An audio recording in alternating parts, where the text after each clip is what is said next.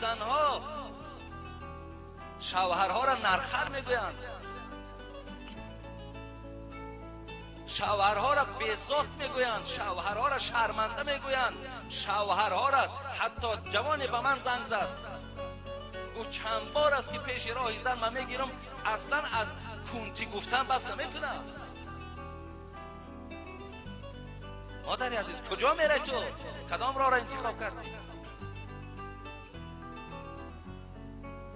امروز مادرای داریم که فرزندی که با تمام درد و سوز او را به دنیا آوردی، تولد کردی، چقدر عذابها کشیدی در تولد او، در برداشتن او، در پرورش او.